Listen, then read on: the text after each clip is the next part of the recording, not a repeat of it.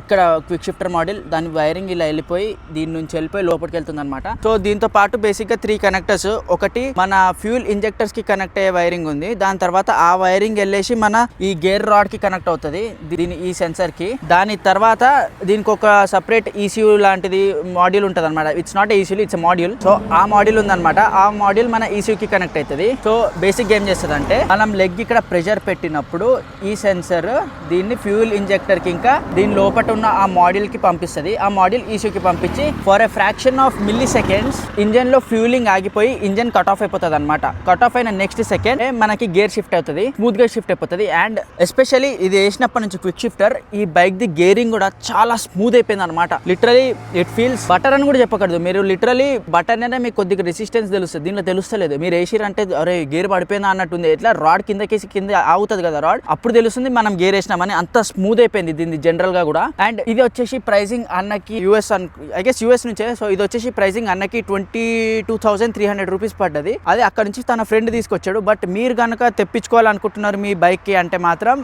It will cost you, ఇండియాకి import చేయాలంటే 38,000 rupees something అవుతుంది అనమాట. అండ్ మీ బైక్ బ్రాండ్ బట్టి ఉంటుంది.